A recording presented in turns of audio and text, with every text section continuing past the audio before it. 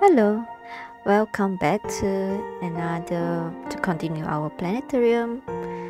This time I make sure that the microphone is on, so I'm pretty sure it's working now. So let's continue.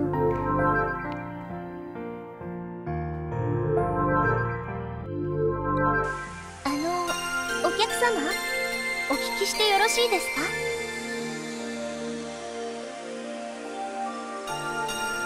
She finally opened her mouth again. なんだ?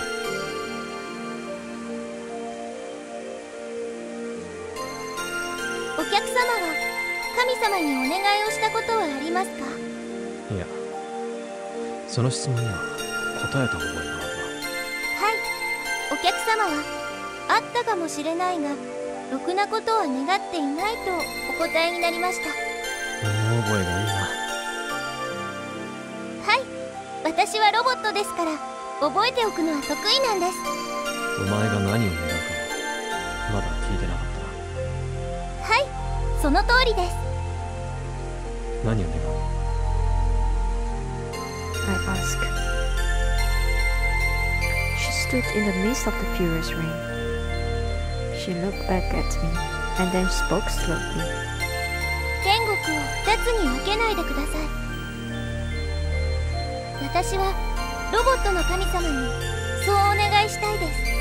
天国の門が人間とロボットに分かれていたら、私はとても困ってしまいます。私は天国に行っても人間の皆様のお役に立ちたいです。これからもずっと皆様のおそばで働きたいです。 She stared at me like a child desperately looking for confirmation. そう。そうなんです。 She smiled bashfully. For her, these words were probably just an extension of her idle talk. But I was starting to think of other things altogether.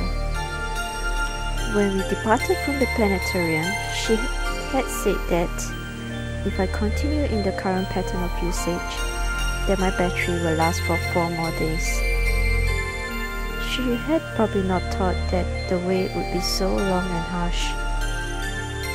No, it was doubtful that she thought that even now. In other words, her batteries would be running out quite soon. If her battery were to cut off by the time we reached the Land Rover, then I would be able to bring her out of this city without having to worry about how she felt about it. お客様? She called to me, sounding worried. お疲れでしたら少しお休みになってはいかがでしょう? いや、大丈夫。お車まではまだ遠いのでしょうか? いや、もうそろそろだ。それは良かったです。 She then again smiled sweetly. I gazed uneasily into the rain, feeling as if she had seen all the way through me. I thought about taking another swig from the whiskey bottle, but I eventually decided against it. I had already been drunk well past my limits even before I had encountered that bottle of whiskey. The face of that old drunken partner of mine suddenly came to mind. 相手にするな。あれはこの世界のものじゃない。 I had not heeded that advice, and it may well have been that time for me to pay the price for not listening was nigh. What was I to do with her? What exactly was I planning on doing with her? Unable to find an answer to these questions, I simply walked into the midst of the rain.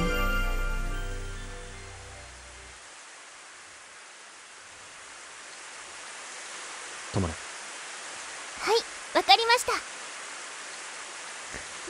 The precise sound of her footsteps vanished that instant. ここで待ってろ。3分したら戻ってくる。どちらへお出かけですか? ちょっと用足しだ。はい、わかりました。ここでお待ちしています。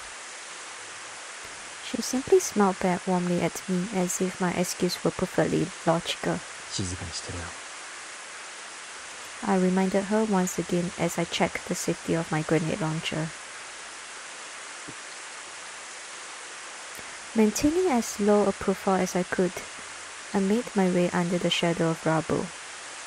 Just as I thought, this alley connected back up to the main streets had stretched past the front of the train station I had seen on my way in. The totally abandoned road continued straight for about 300 meters and then abruptly ended in a barricade. And after that, the town itself abruptly ended. This was the buffer zone.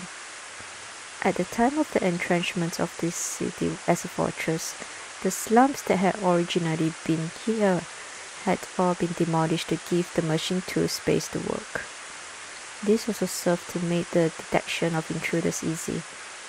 To that end, the few buildings that were left standing were appropriated as watchtowers. The flat earth, as boggy as a swamp, was expressionlessly reflecting the lead color sky. A wind was blowing through its mist, and beyond that, there rose an enormous reinforced concrete wall out of the mist. The only way out was through the rift in the quarantine wall caused by the kamikaze strike of an autonomous assault mech. It was through here that I had entered the town. The alcohol I had imbibed suddenly made its presence felt.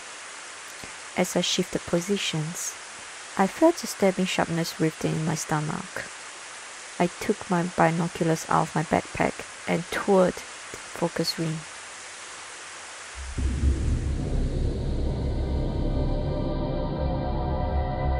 There was something that was being pounded on by the rain. An old combat mech.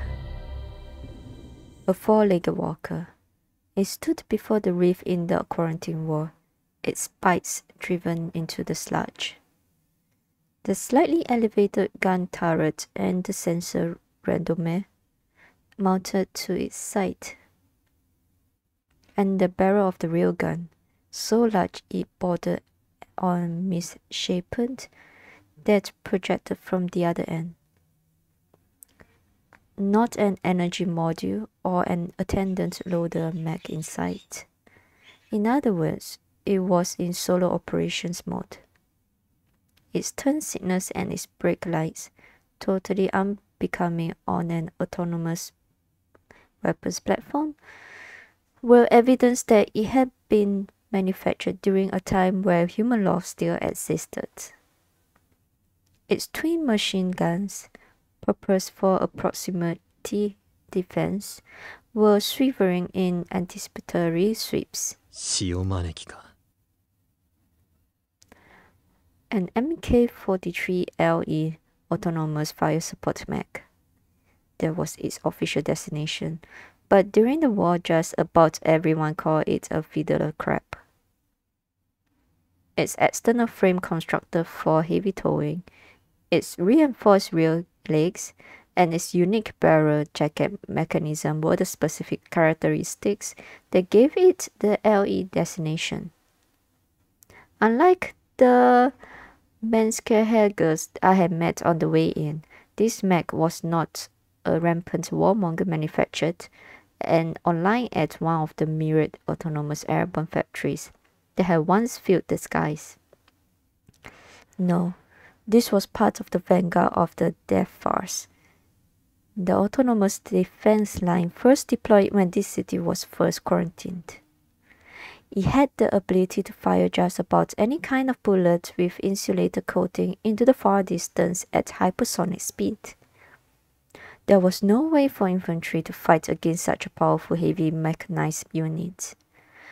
But as it did have manual override controls, if one could capture it, then one could turn it into one's own personal hunter-killer tank. More than anything else, a certain death awaited anyone foolish enough to try. If means had ever been developed to neutralize the man-made bacteria, these cities would then become valuable strategy points over which large-scale battles would be fought. This fellow was probably left here as a trump card just in case such an eventuality should occur. It continued to go about its duty now, regardless of the fact that while it had hibernated, the entire world had changed, and the things that it had been tasked to protect had long since been eaten away by time and the rain. A certain kind of awe arose within me at the sight. お客様、お聞きしてよろしいでしょうか。なんだ。あちらに見えるものは何でしょう。自動放題だ。よりにもよってあんなところに。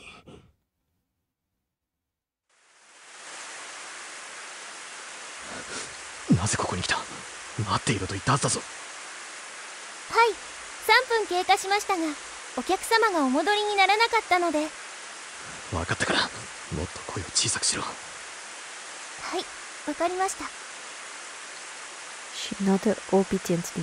もう一度お聞きしてよろしいですか？答えられるとは限らないぞ。この先の街路は私のデータベースと大幅に異なるようです。再整備されたのでしょうか？見ての通りだ。では、あちらに見えるものは建設機械の類でしょうか？潮招きだ。と申しますと？お前と同じようなものだ。と申しますと？いいから少し黙っていろ。I surveyed the scene with my binoculars once again. Where had it come from? When I had entered this city, there had been no indication that there was any autonomous defense patrol activity in the area. It was as if it had come out to set the trap for me while I was in the Planeterium. But if that were the case, then there would not be just one mech lying in wait. It was also possible that it had entered solo operations mode after the power to its nest has been cut off. If I could not silence it with my first shot, then it was very likely that it would call for support from its comrades in the vicinity. If I choose to fight, then did I have a chance at victory at all? As Vidala crabs were designed as defense fire support platforms, they had been built largely without taking closer proximity combat into consideration.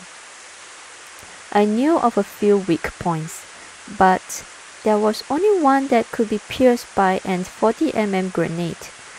I would have no choice but to aim at the ammunition bay hatch located at the top of the barrel apparatus. There was probably a 50% chance, no, more like a 30% chance that I would actually hit it. Given that, could I take a detour? Would I be able to cross past the quarantine wall at any point than that rift? No. If I just walk around blindly, then the danger of running into an enemy patrol would just increase. But it would be suicide to pass the night here as well.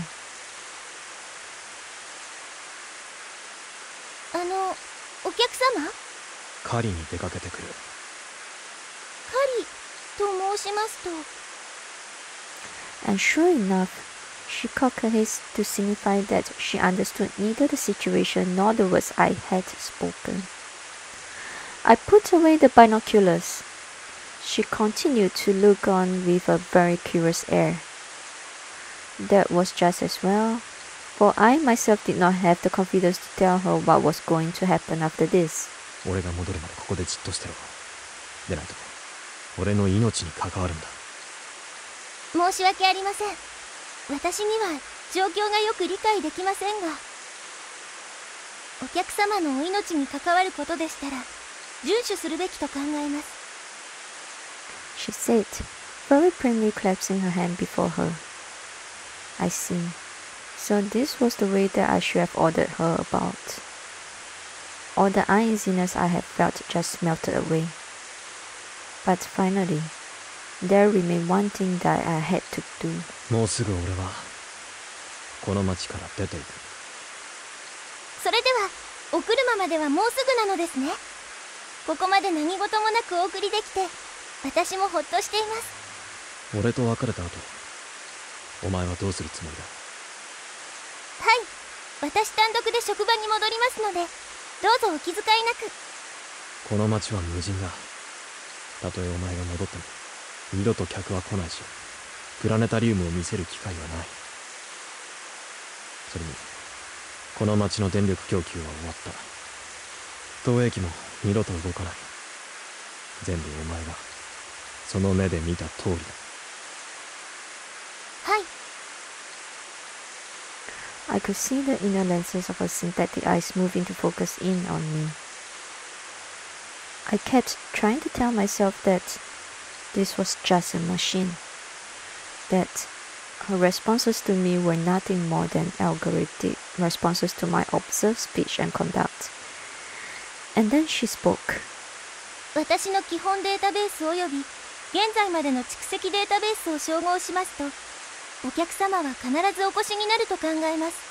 停電に関してですが、送電が回復するまで私もイエナさんもいつまでも待つことができます。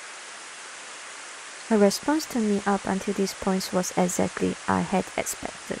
いいか、これから俺の言うことをよく聞いて理解しろ。はい、わかりました。ここに来るまでにお前が見てきた事実だけで全てを判断しろ。この町にはもうお前もプラネタリウムも必要ないんだ。これからも人間のために働きたいと思うなら俺についてくるしかない。俺についてきてもお前にとってそれが幸せなのか俺には分からないし、ついてくるのも戻るのもお前の自由だ。私はこれからも人間の皆様のお役に立ちたいと考えます。それが私の幸せです。 She replied immediately. ですが、お客様のお話からこれからの行動を決定するには情報が不足していると考えます。お前がこれ以上の情報を得る手段はない。わかるだろ。 Now that she understood the support center no longer functioned, she was made completely autonomous. It was perhaps true that her paradigm of action had become dependent in greatest part on me.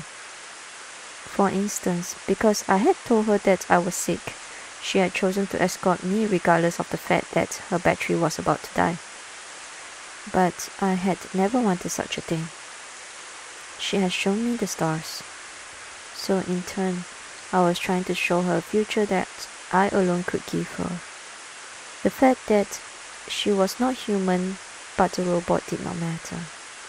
This was the bond between her and me, and the only proper exchange. 俺が戻るまでに考えておいてくれ。Arming my grenade launcher, I slowly stood up. はい、わかりました。 She said clearly. 行ってくる。はい、お帰りをお待ちしています。もう一度言うが、何があっても動くな、声も上げるな。俺が戻ってくるまでだぞ。俺の命が大切だと思ってくれるならな。はい、お客様が戻ってくるまでここから移動せず声も出しません。重要命令として登録しました。 She smiled sweetly and then closed her mouth. Her figure, which should have looked the same as ever to me, instead looked somehow forlorn as it was enwrapped in the rain. そうだ。こいつを扱ってくれ。I undid the bouquet from the straps of my backpack and tossed it over to her. This thing, which had been handcrafted with care, was already breaking down. But if at least its pattern was not salvageable by the time the battle was over, then there would be no point in my having carried it this far. はい、大切にお預かりしておきます。 She said, the bouquet in her arms, and that smile like a little star graced her face forever.